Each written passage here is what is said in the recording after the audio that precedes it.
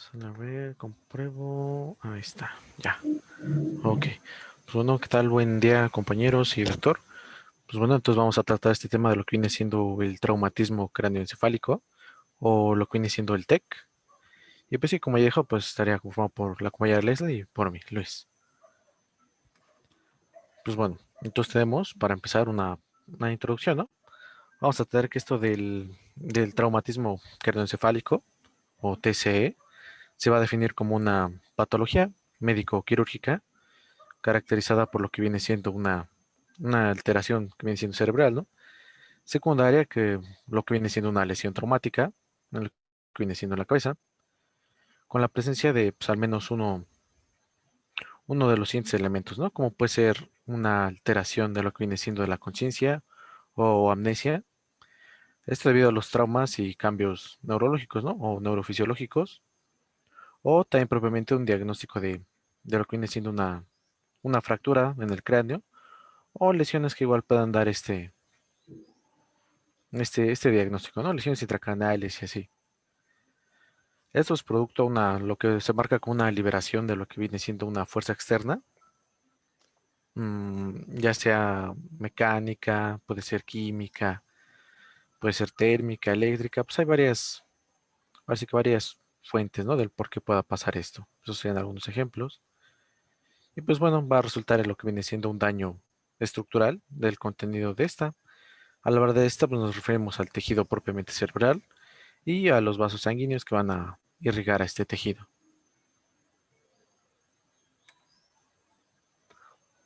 Pues bueno, tenemos en su epidemiología de esto, tenemos que se va a estimar que la incidencia de este TCE a nivel mundial va a ser alrededor de 200 personas más o menos por cada 100.000 habitantes. Esto, bueno, pues es algo inevitable, ¿no? Principalmente son accidentes. Que bueno, que por cada de estos 200, de por cada 250 300 TCE, pues hay leves, hay moderados, hay graves, 15 a 20 moderados quizá, 10 a 15 graves. Y pues bueno, en su relación tenemos que va a ser más frecuente en hombres, una relación de 2 a 3, con edades entre 15 y 30 años igualmente, por cuando, pues por el estilo de vida también. Por lo que bueno, pues se le va a considerar también un problema de salud pública. Y bueno, como dije, la etiología más frecuente van a ser propiamente los accidentes de tránsito en un 70% de los casos, seguido de lo como puede ser hechos violentos o caídas desde alguna altura, ¿no? Dependiendo del área en la que se encuentre. Y bueno, dentro de esto, pues vemos que una tasa global de mortalidad por estos traumas va a ser de 19 por entre 100.000 habitantes, o más un poco concreto en América Latina, unos 75 por 100.000 habitantes, ¿no? Bueno, ya en estas cosas un poco más de fisiopatología, pues tenemos que se va a tratar bueno, primero vamos a hablar de una lesión primaria, que va a ¿Me ser das, propia. me das 5 minutos? Ahorita regreso, por Sí, favor. claro que sí, Doc. Vale, espera, no se vayan.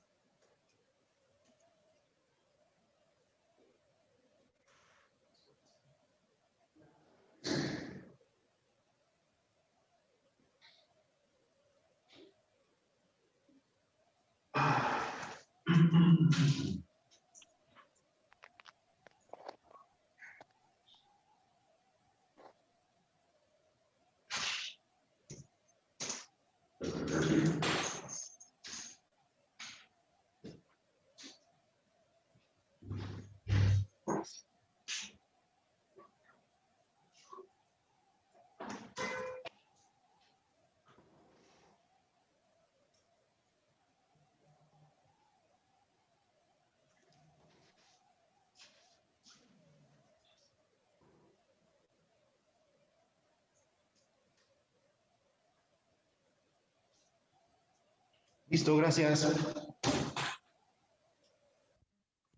Ok, Doc. Entonces, continuamos con esto de la parte de fisiopatología. Primero vamos a hablar de una lesión primaria, en la cual nos vamos a estar refiriendo a un daño directo, tras lo que viene siendo el impacto debido al efecto biomecánico, ¿no? O por aceleración o desaceleración también puede ser. Bueno, en relación con el mecanismo y la energía transferida, se va a producir una lesión, bueno, vamos a hablar que se produce una lesión celular, un desgarro y una retracción axonal, al igual que alteraciones vasculares. Bueno, esto va a depender de las magnitudes de las fuerzas que hayan sido generadas, ¿no? Su dirección también y el lugar de impacto van a estar también influyendo en esta. Y pues vamos a ver que hay lesiones focales como una contusión cerebral en relación con fuerzas inerciales, ajá, que van a estar dirigidas directamente al cerebro. También van a existir lesiones difusas, como una lesión axonal difusa. Igual en relación con las fuerzas puede ser de estiramiento, un cizallamiento, una rotación. También podemos hablar en esto pues, de alguna lesión secundaria también. Esto va a suceder por una serie de procesos ya de más tipo metabólicos, más moleculares, inflamatorios, e incluso también algunos vasculares, que de igual manera van a estar iniciados con el traumatismo. Y este traumatismo pues va a ir activando cascadas que van a ir incrementando la liberación, como puede ser de aminoácidos excitotóxicos, como puede ser, no sé, glutamato, que activan receptores, los cuales van a alterar propiamente lo que va a ser o sea, la permeabilidad de membrana. Bueno, en eso aumentando la permeabilidad, pues bueno, tendríamos que seguir aumentando el agua intracelular, liberando potasio al exterior, y cómo sería permitiendo como la entrada de calcio a la célula, ¿no? Entrada masiva. Bueno, ah, ¿qué más? Bueno, también esto va a estimular la producción de proteinasas, de lipasas, de endonucleasas, que van a desencadenar igual la muerte celular inmediata, ya sea por necrosis o una apoptosis celular. También como un punto, pues tenemos que en el TCE grave se ha producido una activación del estrés oxidativo, que este a su vez va a aumentar lo que son los radicales libres de oxígeno y de N2, generando daño igual mitocondrial y hasta el ADN. Pues bueno, este tipo de lesiones se van a ver también más agravadas, propiamente por los daños intracraneales, digamos lesión en masa, hipertensión intracraneal, convulsiones, pues algunas cosas como hipovolemia, coagulopatías. Ujú. Ya podemos hablar también de hasta una lesión terciaria también, que vamos a hablar más propiamente de una manifestación tardía de los daños progresivos, lesión tardía de los daños progresivos, ajá, o no ocasionados por esta lesión primaria o secundaria, ya sea con necrosis igual a apoptosis, o por alguna desconexión que va a producir eventos de neurodegeneración, encefalomalacia también, entre algunos otros.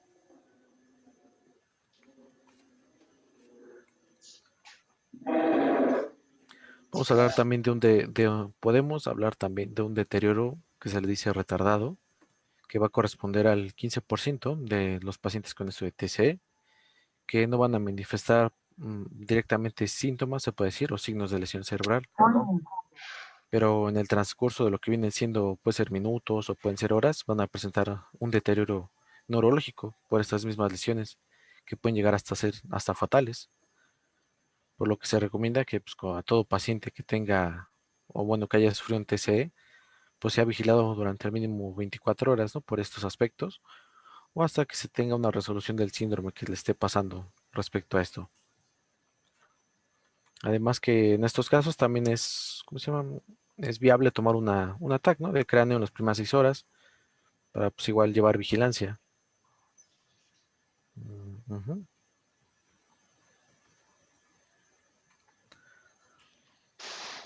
Podemos estar hablando también de alguna hipertensión endocraniana de tipo difusa, un HTEC de hipertensión intracraniana, que va a ocurrir por el aumento, bueno, recordando que es de tipo difusa, hipertensión endocraniana de tipo difusa, que va a ocurrir por un aumento agudo y difuso ya sea de todos o de algunos contenidos intracraneanos que van a causar directamente un aumento en lo que viene siendo la presión intracraneana, de una manera difusa, en los cuales, pues bueno, aquí las personas con eso van a presentar síntomas como puede ser cefalea, una cefalea persistente, vértigo, pueden presentar también algunas veces lo que es diplopia.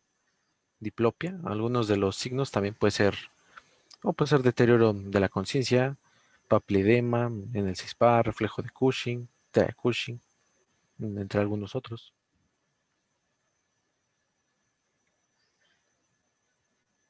También podemos estar hablando igual de una hipertensión endocraniana, pero más de tipo focal. De igual manera va a ser el aumento de presión a nivel focal, con un efecto, esta propiamente va a tener un efecto de masa sobre las estructuras vecinas, que en ocasiones indica que se va a requerir algún tratamiento quirúrgico, en los cuales, pues bueno, los síntomas se menciona que son iguales o muy parecidos a la difusa, que igual serían cosas del tercer par craneal, convulsiones, convulsión focal, hiperparesia contralateral, herniaciones, hipotensión.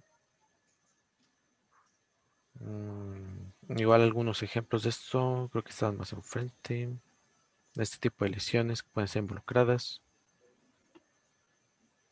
Bueno, una de las lesiones que pueden estar aquí, pues puede ser un hematoma epidural, que bueno, principalmente se van a observar a través de lo que viene siendo un TAC, como una lesión que viene siendo hiperdensa, de forma biconvexa, que se le suele o encontrar que se le llama como una forma de lente, que se va a comportar igual como este focal, ¿no? Que va a requerir por lo regular una cranotomía y hasta un drenaje quizá. O bueno, más bien va a requerir un drenaje quirúrgico, eso sí, dependiendo igual de su tamaño. Va a corresponder de al 1 al 6-5% de los TCEs. Bueno, se va a encontrar en esos porcentajes. Y vamos a ver que una de las causas más frecuentes de este hematoma sería una ruptura arterial en el 85% de los casos. Encontré que la arteria que más comúnmente se rompe en este caso vendría siendo la arteria meningia media. ¿Qué más? ¿Qué más? Mm, Y bueno, aquí tenemos igual una imagencilla, ¿no? Correspondiendo a este tipo de hematoma que viene siendo epidural, ¿no? Con esta forma, bueno, según yo, vendría siendo esta forma, ¿no? Esta parte que me indicaba que es como una forma de lentilla, ¿no? Que indicaba eso. Tenemos que la mortalidad de esta, pues va a ser entre un 5 y 10% con tratamiento quirúrgico. Mm, ¿Qué más sobre esta? Creo que de estas hasta ahí también. Ajá. Esto igual de estas lesiones que pueden estar, también podemos hablar de un hematoma subdural en este caso. Este va a estar originado por una lesión en lo que viene siendo propiamente en los plexos venosos que van a conectar estas capas en el cráneo. Y pues igual hay una emergencia de estas venas, les llamaba igual las venas puente o plexos venosos subdurales igual, que van hacia propiamente hacia lo que viene siendo los senos venosos durales y ahí es donde puede poner en donde por lo regular es este tipo de lesión. Y de igual manera que una imagen, como se observa, igual se puede observar un ataque, igual como una lesión hiperdensa o muy isodensa o hasta hipodensa, ¿no? Y va cambiando. Pero lo que sí dice es que este tiene como una forma de semiluna, quizá en esta imagen no se aprecia tanto, pero es igual así como una curvilla de luna, contrario al tipo de lentilla que era en el epidural. Mm, Más, bueno, esto va a corresponder como al 5%, ¿no? De los TC en general y algunos ya más severos sería como hasta el 30% de ellos. En este caso, la mortalidad pues, va a ser de hasta el 60% con tratamiento. Y bueno, puede subir la mortalidad hasta el 90% en pacientes operados que estuvieran en coma. Vengas a decir que de coma lo marca desde grado menor a 9. Se clasifica según el tiempo de evolución, puede ser desde agudos. Bueno, esto por el tiempo de evolución, ajá, puede ser desde agudos, digamos que 24 horas de evolución. Digamos un subagudo mayor a 24 horas y menor a lo que viene siendo 7 días igual. O puede ser ya de un aspecto más crónico, con siendo mayor a 7 días de evolución. Aquí igual algunas imágenes de ejemplo de referencia de estos ambos hematomas de epidural y subdural, igual con sus lesiones características, ya más de lentilla en el epidural o más de semiluna en lo que viene siendo el subdural. Y pues bueno, subdural, epi, y por aquí igual sería un epi también con este tipo de lesión.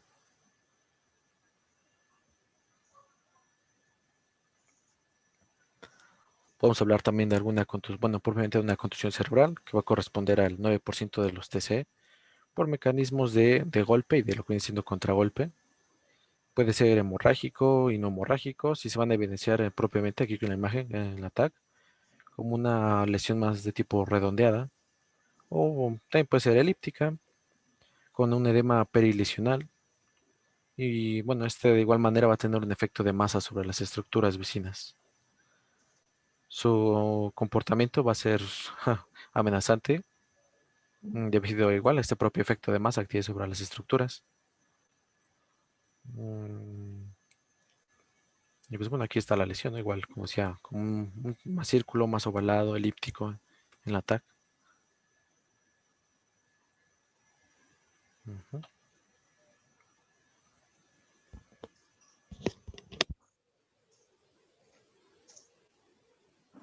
¿Alguna pregunta o alguna duda o algún comentario hacia Luis antes de continuar la clase?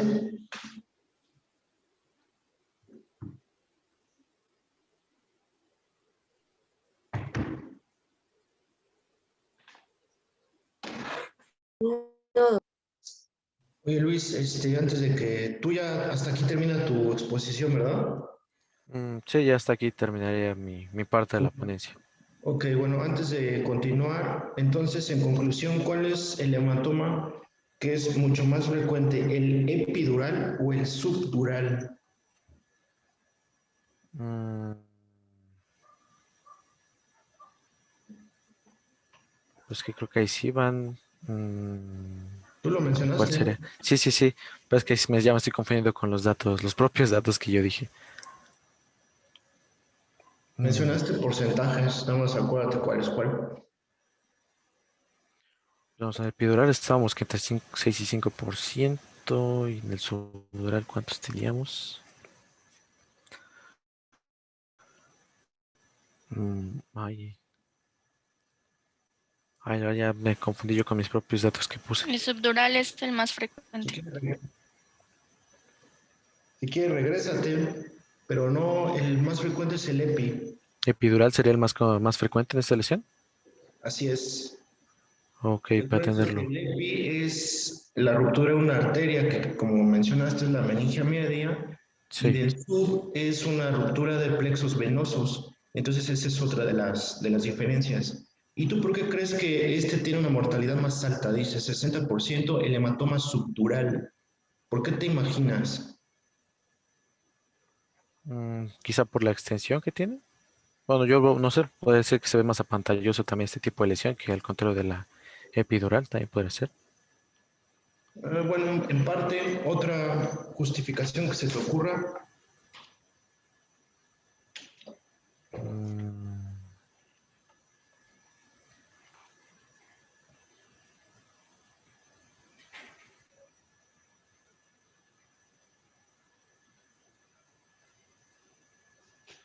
Si uno es arterial y otro es venoso, a ver, usa un poquito tu lógica.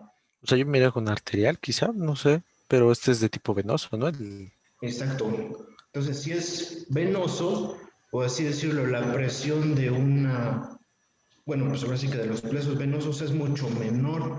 Entonces, Ujú. por ejemplo, puedes tener un traumatismo craneoencefálico en un paciente, a lo mejor no pierde la conciencia, llega contigo, le haces una tomografía, en las primeras 6 horas está normal, ¿sale? Pero hay veces que pueden empezar a deteriorarse neurológicamente de forma progresiva y de forma lenta. Y esto es porque que el sistema venoso tiene mucho menor presión a comparación del epidural, que es arterial. Una arteria cuando se revienta o sangra va a ser mucho más evidente. Por lo tanto, la justificación, por así decirlo, sería que el diagnóstico de un epidural es de forma más temprana, que como es arterial, se manifiesta prácticamente en las primeras 4 o 6 horas. Y el subdural, como es venoso, te digo, las manifestaciones neurológicas pueden tardar, así como dijiste, 24, 7 o inclusive más días. Entonces, esa será la justificación. Ok, Doc. Dame 5 minutos en lo que se prepara la siguiente, ¿va? Sí.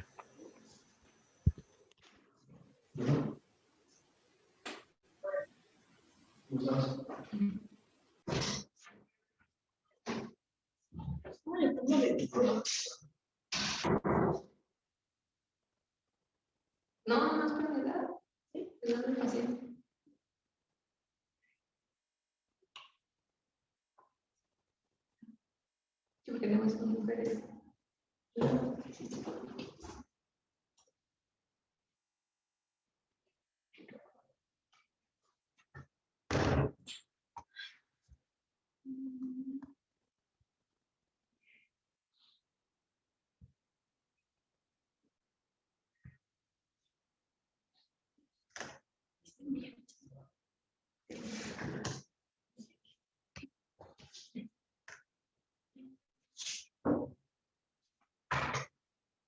Mira, a ver, ¿cómo opinas? No sé, es que siento que se escucha muy fuerte. Siento que se escucha muy así. Y luego, por consiguiente, entonces, en lo mismo, siento que se inclina en los asuntos jurídicos. ¿Cuántos son? Con la edad.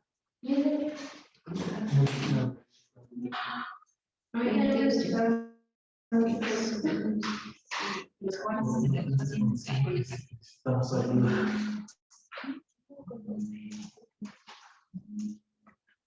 Los pacientes que conectan. Es que lo que no sé es que aunque tengo que poner, o sea, no sé si ponerle 62 reportes.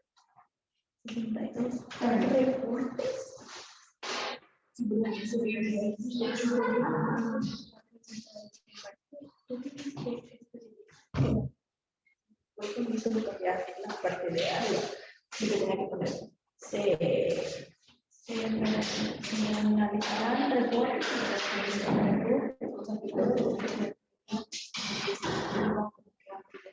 porque van a creer que es le pongo así de las fuerzas y de los pacientes para que los reportes eran de pacientes de entre 20 y 40 años más así sí reportes generales. ¿Le pongo reportes de pacientes o reportes de ultrasonido?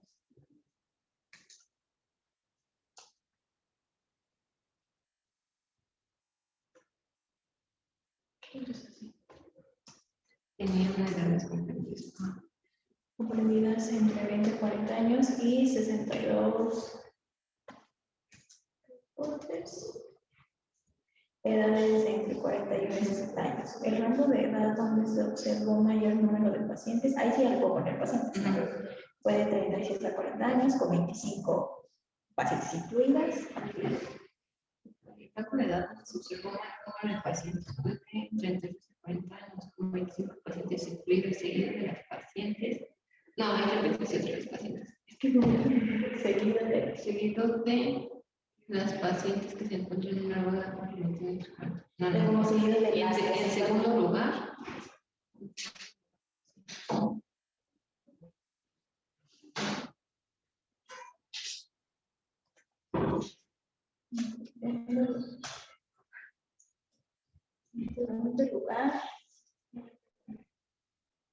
En segundo lugar se encuentran pacientes en segundo lugar.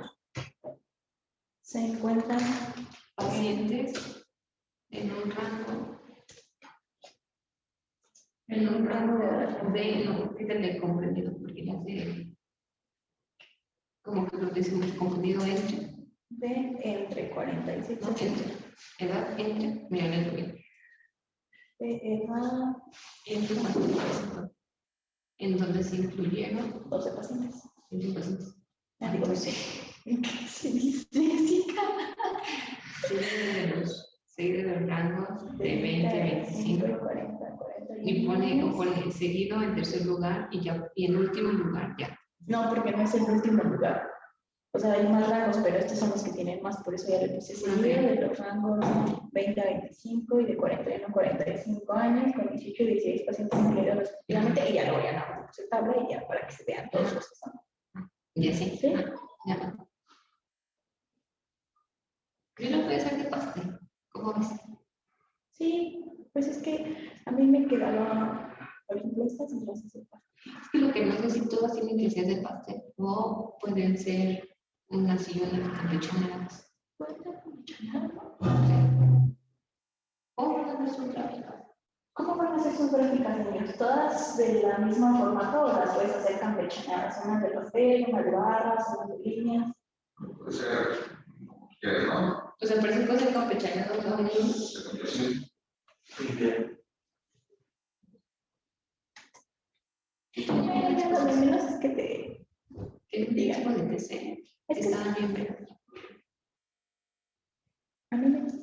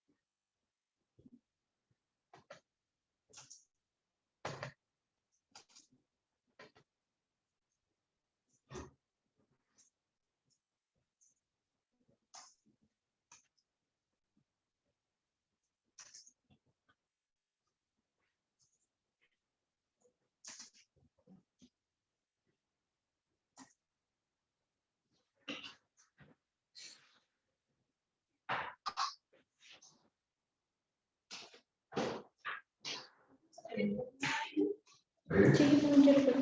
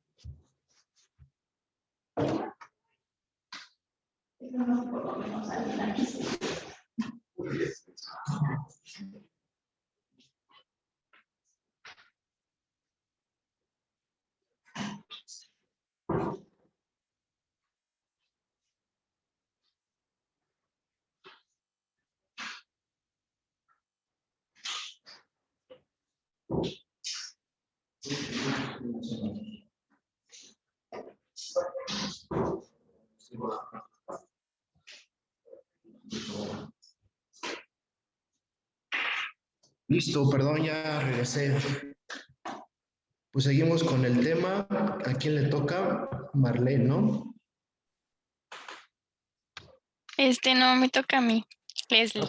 Sí, cierto, perdón, Leslie. No me Adelante. espante, doctor. Sí, perdón. Bueno, en cuestión de diagnóstico, se utiliza mucho lo que es la escala de coma de Glasgow. Esta escala es de aplicación neurológica que nos va a permitir medir lo que es el nivel de conciencia de una persona. En sí, va a comprobar la capacidad para seguir instrucciones, mover los ojos y también ciertas extremidades de las personas. Estas capacidades se van a calificar con un número que va de 3 a 15 y las calificaciones entre más altas significan que las lesiones son menos graves. Empezamos con lo que es la respuesta de apertura ocular. En este caso, cuando la apertura es espontánea, pues es porque no es necesario que la persona siga una instrucción o que tenga un estímulo para que ésta tenga abiertos los ojos. Esto indica que los excitadores del tronco cerebral pues están activos. Esta tendría una calificación de 4. Tenemos a la instrucción verbal, que aquí ya es cuando se le da la instrucción a la persona de abrir los ojos. En este caso, bueno, tendría una calificación de 3. Ahora tenemos que al dolor, en este caso ya sería tener un estímulo para que la persona pueda abrir los ojos. Esta tendría una calificación de 2. Y cuando la persona pues ni es espontáneo la abertura ocular, ni por instrucción o por estímulo los abre, entonces tendría una calificación de 1. En el caso de la respuesta verbal, tenemos cuando la persona está orientada, que quiere decir que sabe quién es, dónde está y por qué está en ese lugar.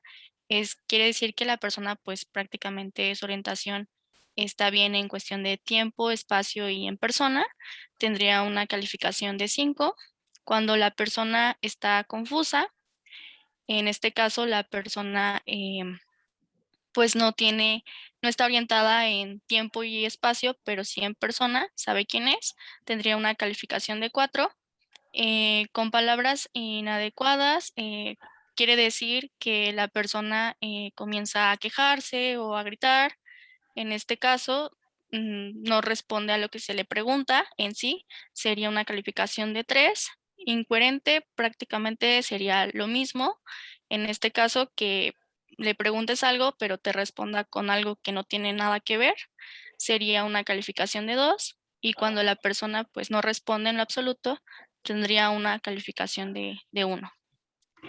En cuestión de respuesta motora, aquí tenemos que la persona obedece a las órdenes verbales, quiere decir que si le indicas a la persona que alce la mano o que cierre el puño, la persona lo hace, tendría una calificación de 6.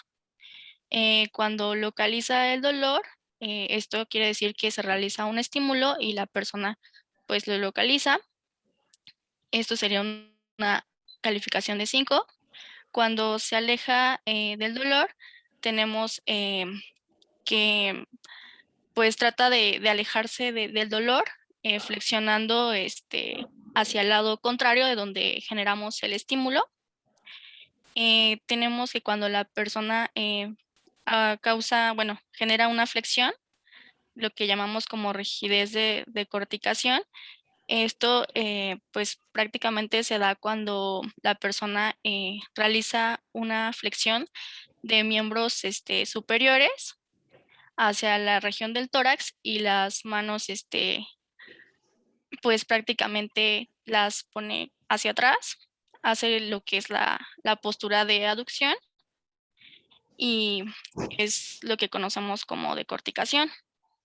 En la cuestión de extensión, pues tenemos que prácticamente ahí también se le llama descerebración. En este caso, también genera una cierta postura que tiene extendidas los que son las extremidades superiores. En la cuestión de los miembros superiores, pues hace una cierta como flexión. Esta tendría una calificación de 2 y cuando genera, pues no genera prácticamente ni flexión, ni extensión, ni localiza el dolor, ni obedece órdenes, sería una calificación de 1. Entonces tenemos que en cuestión de puntuación, tenemos que de 13 a 15 tendría lo que es una lesión leve, en cuestión moderada sería de 9 a 12 y ya cuando es grave sería de 3 a 8.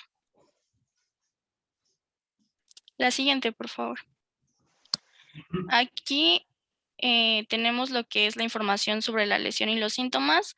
Como lo decía mi compañero Luis, este tipo de lesiones se generan más en accidentes automovilísticos, por lo tanto, si no sé si alguna persona estuvo ahí o vio cómo fue el accidente, pues se llega a preguntar, por ejemplo, no sé, cómo fue que ocurrió la lesión, si la persona perdió el conocimiento en el momento, el tiempo de inconsciencia, si vio algún otro cambio en el estado de alerta, el habla, coordinación, en dónde fue donde se golpeó la cabeza, otras partes del cuerpo.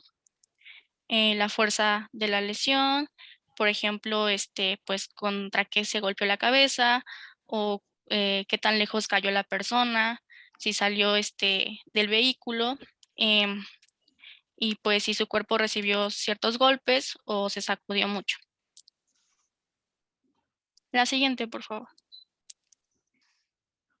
En este caso, bueno, se realiza, como ya lo había mencionado mi compañero anteriormente, lo que son las tomografías computarizadas y también lo que son imágenes por resonancia magnética.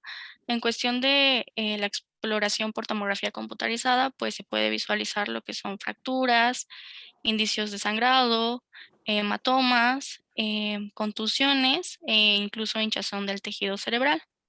En las imágenes por resonancia magnética, pues, bueno, se indica que se puede usar lo que es, en este caso, después de que la persona, bueno, de que la afección de la persona se haya estabilizado o cuando los síntomas no mejoren, después de la lesión. Y con el fin de clasificar las lesiones, en este caso, pues se creó lo que es, la escala de Marshall. Por favor, la siguiente. Y, no, la siguiente. Ajá. Tenemos aquí lo que es la clasificación tomográfica de Marshall. Tenemos que se divide en categorías. Cada categoría tiene su definición. Tenemos lo que es, si se encuentran normales, presentes, comprimidas, ausentes, lo que son las cisternas, que pues hay que recordar que son compartimentos de los espacios supraracnoideos que van a contener a las arterias, venas y nervios craneales, que pues tienen un gran reservorio de líquido cefalorraquídeo. Y bueno, tenemos aquí, por ejemplo, lo que es la categoría de la lesión difusa 1, que como definición tiene que es una patología intracraneal no visible. Las cisternas las vamos a encontrar normales. La desviación de la línea media, pues no va a haber. En lesión de tipo masa, ninguna. Y va a tener una mortalidad de 9.6%. En una lesión difusa 2, tenemos que las cisternas están presentes con desviación de línea media de 0 a 5 milímetros, con presencia de lesiones densas de densidad alta o mixta, no mayores a 25 centímetros cúbicos. Puede incluir fragmentos óseos o cuerpos extraños. Las cisternas las vamos a encontrar presentes. La desviación de la línea media va a ser de 0 a 5 milímetros. La lesión tipo masa, pues ninguna o mayor a 25 centímetros cúbicos y la mortalidad es de 13.5%. En cuestión de la lesión difusa 3 con edema, las cisternas van a estar comprimidas o ausentes con desviación de línea media entre 0 a 5 milímetros. No hay lesiones de alta o mixta densidad mayores de 25 centímetros cúbicos. Las cisternas van a estar comprimidas o ausentes. Tenemos que la desviación de la línea media va a ser de 0 a 5 milímetros. En este caso, pues tenemos que la lesión de tipo masa va a ser de ninguna o mayor a 25 centímetros cúbicos. Y tenemos aquí la mortalidad, que es de 13.5. Entonces, podemos encontrar lo que son las lesiones difusas, la masa evacuada y lesión de tipo masa no evacuada. Cada una pues va a tener ya sea lo que es, como se los dije, las cisternas normales, presentes, comprimidas, ausentes. La desviación de la línea media puede estar presente o no. La lesión de tipo de masa igual puede estar presente o no. Y la mortalidad pues varía, quiere decir que aquí en la lesión difusa tipo 1 pues la mortalidad es mínima y es mayor en la lesión de tipo de masa no evacuada con un 52.8%. La anterior, Luis, por favor. Aquí pues es un ejemplo de TAC. Tenemos lo que es en la imagen del lado izquierdo. Podemos observar lo que está indicando las flechitas, que es una recolección de sangre entre el cráneo y el recubrimiento exterior del cerebro, lo cual va a indicar un hematoma epidural, que lo que va a hacer es que comprime el lóbulo central, y del lado derecho las flechitas nos indican lo que son tumores en ambos lados del cerebro. La siguiente, por favor, Luis. En cuestión de tratamiento, pues tenemos que pues los pacientes con traumatismos cráneoencefálicos necesitan lo que es una atención inmediata para evitar que la lesión se extienda o empeore el cuadro clínico. Claro que esto va a depender del tipo de gravedad que tenga la lesión. Y primeramente tenemos lo que es el control de la presión intracraneal, que es la hinchazón del tejido por una lesión cerebral traumática.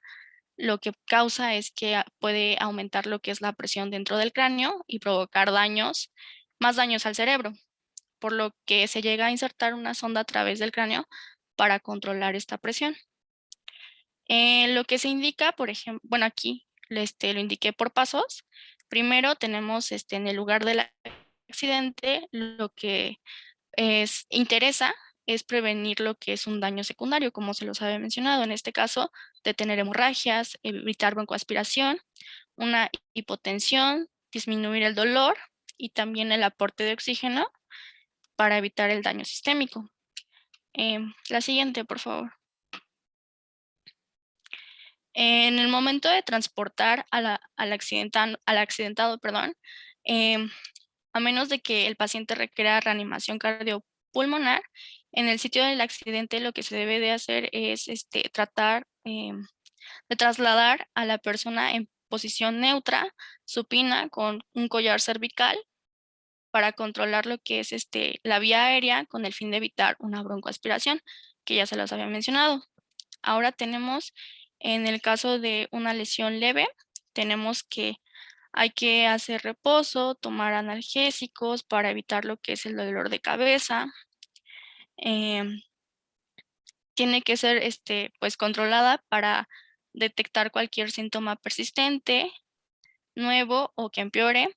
Y en este caso es posible que también se deba asistir a citas de seguimiento con el médico, en el caso de que sea una lesión leve.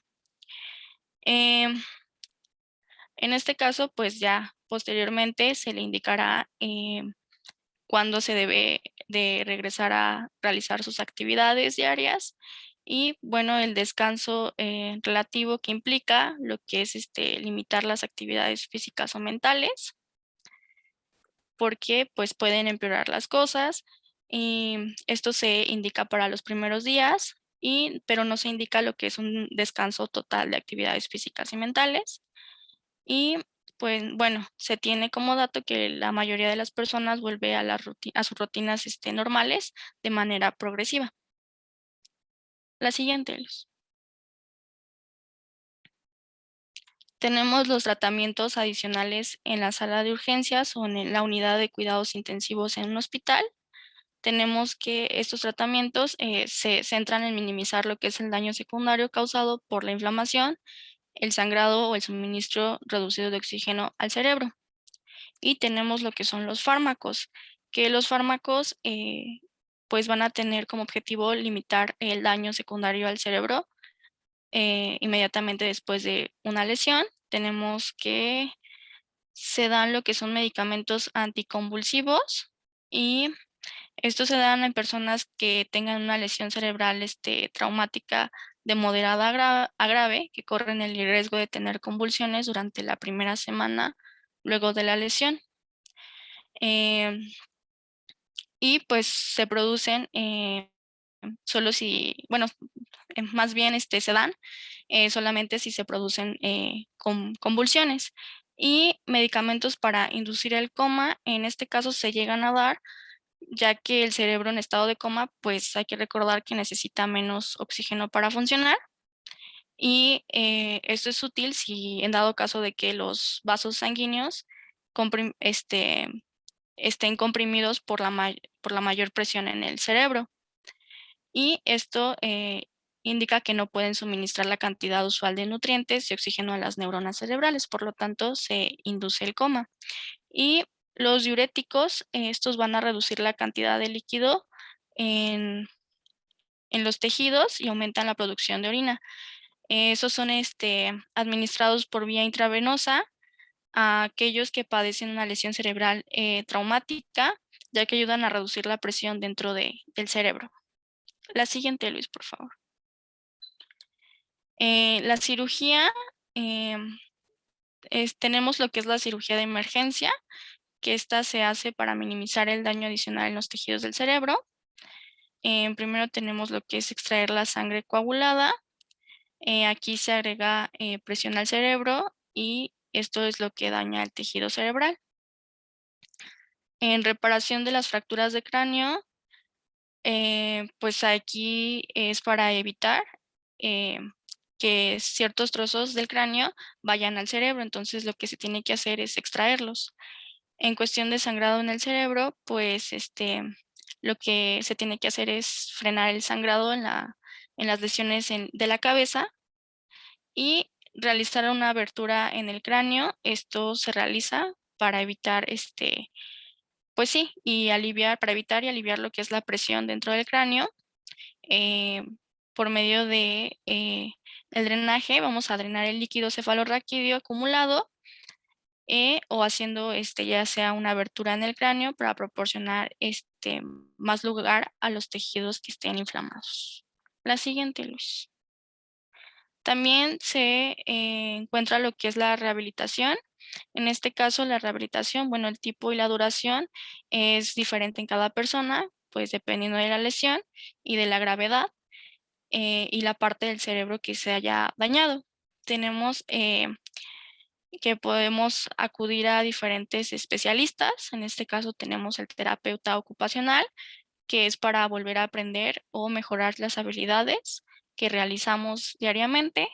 El fisioterapia, para poder recuperar la movilidad, realizar pues el nuevo aprendizaje de caminar, el equilibrio y los patrones de movimiento, cosas simples que pues ya a lo mejor y por la lesión ya no se hacen de manera normal.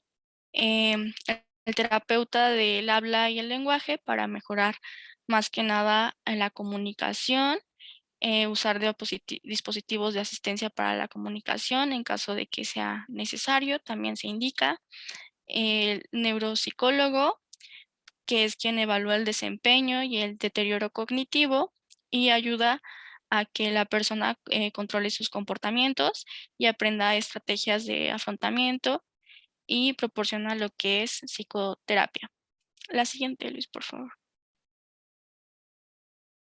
También tenemos al trabajador social o encargado del caso, quien asiste con las decisiones de atención, la planificación, facilita la comunicación, son los proveedores de atención médica y tenemos lo que es el personal de enfermería de rehabilitación, quien da la atención de rehabilitación continua a la persona. Tenemos al especialista de enfermería en lesión cerebral traumática, que ayuda a coordinar la atención y educa a la familia acerca de la lesión y el proceso de recuperación. Tenemos al terapeuta recreativo, quien va a asistir con la administración del tiempo y las actividades de ocio. Tenemos al asesor vocacional, que evalúa la capacidad de regresar a lo que es al trabajo o a las actividades diarias y las oportunidades vocacionales adecuadas. La siguiente, Luis. Y bueno, esto es todo.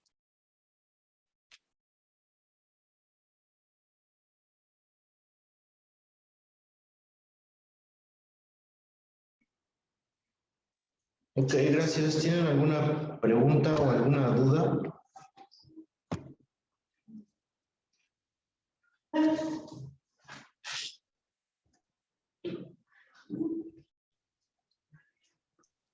Sí, doctor, Creo que yo tengo. todo bien, doctor. Ok, bueno, nada más como resumen en cuanto al diagnóstico, pues aquí lo más importante es evaluar el estado neurológico de los pacientes y la escala que más se utiliza es la escala de Glasgow, que como dijo su compañera, evalúa lo motor, lo verbal, lo ocular Entonces, esa es una escala que se utiliza prácticamente para este tipo de pacientes. La mayoría de veces, hay veces que el paciente no va a llegar en estado de conciencia, entonces, por lo tanto, hay veces que no es posible hacer un interrogatorio, como mencionó también, en cuanto al tiempo de evolución, cuál fue el mecanismo de acción de ese traumatismo. Entonces, bueno, pues prácticamente tenemos que evaluar al paciente según su estado de conciencia. Ahora, algo importante en cuanto al tratamiento, así como mencionó igual, bueno, pues se tiene que hacer una revisión de las demás estructuras. A veces que el traumatismo craneoencefálico no es exclusivo, sino que hay otras lesiones acompañantes, ya sea de tórax, costillas, extremidades superiores, inferiores, etcétera. Aquí el tratamiento de estos pacientes, así como mencionó también, pues es el traslado y prácticamente el ABC, que es vía aérea, respiración y circulación en estos tipos de pacientes. Hacemos la escala de valoración de Glasgow y lo ideal es que estos pacientes, como mencionaste también, en cuanto a la clasificación, un TSE leve, que es de 13 a 15 de Glasgow, prácticamente esos pacientes no van a requerir hospitalización, únicamente con unas 6 horas, unas 8 horas que estén en revisión, una exploración neurológica. Aquí es importante reflejos pupilares, que esté totalmente consciente y orientado al paciente. Con 6 horas o máximo 8 horas, si es un TCE leve, es más que suficiente. Si es entre 9 y 12, bueno, pues aquí se tiene que a lo mejor sí mantener al paciente a lo mejor unas 24 o 48 horas como máximo, previo a realización de una tomografía, que ese es el estudio de elección o ideal. Una tomografía simple nos va a dar la pauta para evaluar este tipo de pacientes y determinar si tiene algún tipo de hematoma, hemorragia, edema cerebral, etcétera. Y un traumatismo craneoencefálico menor de 8 de Glasgow, estos pacientes lo ideal es que sí estén en una terapia intensiva para que tengan un seguimiento y un tratamiento mucho más apegado, ¿sale? Existen diferentes fármacos, como también dijeron, entre ellos oxígeno, una adecuada hidratación, evitar la fiebre, evitar la hiperglucemia, evitar cambios hidroelectrolíticos. Algunos anticonvulsivos pueden utilizarse como profilaxis, algunas medidas antiedema, como la administración de manitol o inclusive de diuréticos. Entonces va a ser un manejo que va a depender mucho bueno, de cada paciente. No hay una terapia o una receta de cocina para cada uno de ellos, sino que se va a evaluar dependiendo de su estado clínico y la condición neurológica. Entonces, eso es en términos generales. No sé si hay alguna pregunta o duda, ya para continuar con el siguiente tema. Sí, doctor, yo tengo una. ¿Sí? Bueno, ahorita que fue muy interesante que ahí también se podría usar el manitol como antidiurético y otros fármacos, ¿no? Pero, por ejemplo, mi duda es, por ejemplo, si esa persona ya sea que se traumatizó en un accidente de auto, en una pelea, en alguna situación de ese tipo, y por ejemplo, hubiera estado drogada o hubiese consumido alguna sustancia, y nosotros sospecháramos, ya sea por el olor, ya sea porque, pues sí, no, a veces clínicamente también se puede ver esos datos a pesar del traumatismo. Tendríamos que mandar estudios toxicológicos y la otra es de que si estas drogas podrían afectar a la terapéutica o al tratamiento. Y mira, ahí se va a tener que personalizar. O sea, si todo, así como tú dices, puede haber ingesta de alcohol, alguna otra droga. Entonces, acuérdate que prácticamente todas estas sustancias van a deprimir el sistema nervioso central. Entonces ahí pues vas a tener que tener cuidado, por ejemplo, si vas a usar algunos sedantes porque vas a empeorar el cuadro clínico. Si tu sospecha por el olor, por el cuadro clínico de este paciente que se encuentra eufórico, etcétera, pues sí está justificado hacer un estudio toxicológico para tratar de determinar qué otra sustancia está agregada, pero aquí tu primordial tratamiento va a ser enfocarlo al traumatismo craneoencefálico, ¿sale? Sí, puede ser debido a una pelea, a lo mejor estuvo desmayado, entonces le haces su tomografía y sí puedes hacer tu evaluación toxicológica, pero siempre no descuidar el aspecto clínico y la evolución de los pacientes. Y digo, sí va a depender mucho, ya que estas sustancias van a ser depresoras del sistema nervioso central, entonces ahí tienes que hacer un tratamiento más individualizado, por así decirlo. Ok, gracias, doctor. Vale, ¿alguna otra pregunta o duda?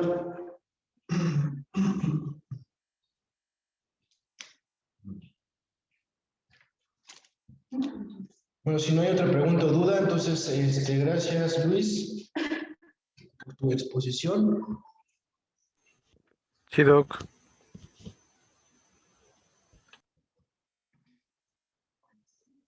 Y gracias Leslie. Entonces, damos por terminado este tema y seguimos con traumatismo medular.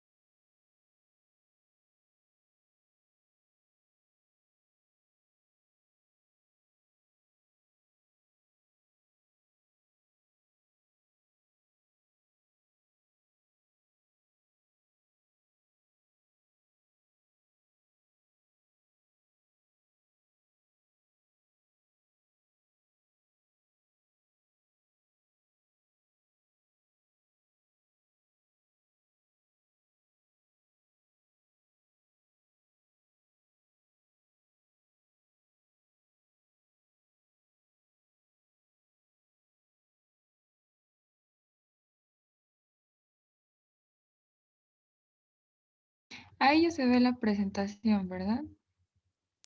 Sí, sí se ve. Ok, gracias. Am, ya. Bueno, buenos días. Nosotros vamos a hablarles sobre traumatismo vertebromedular. Y no le puedo cambiar de diapositiva, permítanme tantito. Ya. Bueno, lo definen como una injuria focal o difusa de la columna de ya sean las partes blandas de la médula espinal y de los nervios periféricos. Las más frecuentes van a ser las fracturas de compresión y bueno, estas van a poder ser causadas, por ejemplo, de una ruptura de los ligamentos posteriores, una fractura de las apófisis espinosas, también fractura de una faceta o también una fractura de un pedículo, así como también una fractura del cuerpo vertebral. Eh, Vamos a dividir los tipos de lesión dependiendo de qué estructura se vea comprometida. Ejemplo, en una lesión ósea pues puede haber una luxación, una fractura o también luxofractura. En una lesión nerviosa puede ser una contusión o sección de la médula. También una lesión radicular puede ser contusión, sección y compresión. Puede también haber una lesión en el elemento vascular, como un hematoma epidural, subdural o intramedular. O en cuanto al elemento fibrocartilaginoso, que podrá ser una protrusión del disco intervertebral, así como una lesión en relación al líquido cefalorraquídeo. Bueno, su fisiopatología va a ser similar al de el traumatismo por lesión primaria y va a resultar de la transferencia de energía mecánica, donde puede haber una disrupción anatómica o funcional.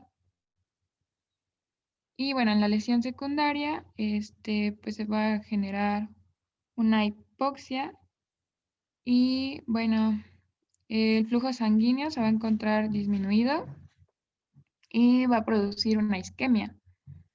Y bueno, algunas causas pueden ser disminución de la presión de la perfusión medular, puede haber reacción glial variable, inflamatoria y algunos eventos bioquímicos similares. Em, Puede haberse alterado el nivel neurológico.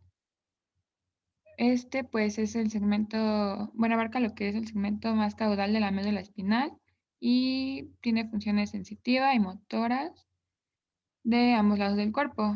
Si existe una afectación a nivel sensitivo, pues sería en lo que es el segmento más caudal de la médula, con función sensitiva normal en ambos lados del cuerpo. También a nivel motor, este abarca el segmento medular más inferior y cuyo músculo clave presenta grado 3 de fuerza. Los músculos clave representados por los segmentos superiores presentan fuerza normal. También a nivel esquelético o vertebral es el nivel correspondiente a la mayor lesión vertebral en el examen radiológico.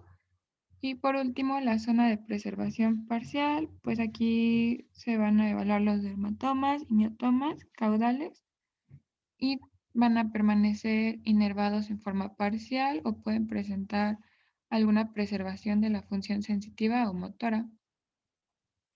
Vamos a tener mecanismos y efectos. Una Por ejemplo, pausa. ¿verdad? Me acaban de mandar mensaje que algunos de ustedes tienen clase a las 11. ¿Cuántos se tienen que ir?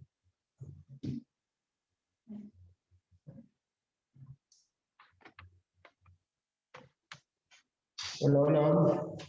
Yo, doctor, yo tengo clase de estomatología ahorita a las 11, pero es posible que sí tenga que retirarme. No sé qué otros compañeros tengan clase Yo también ahorita. tengo clase. Ok, si se van más de 4, pues entonces lo dejamos para mañana. Terminamos junto con la hernia de disco, que prácticamente serán los últimos 2 temas del temario. ¿Sí están de acuerdo?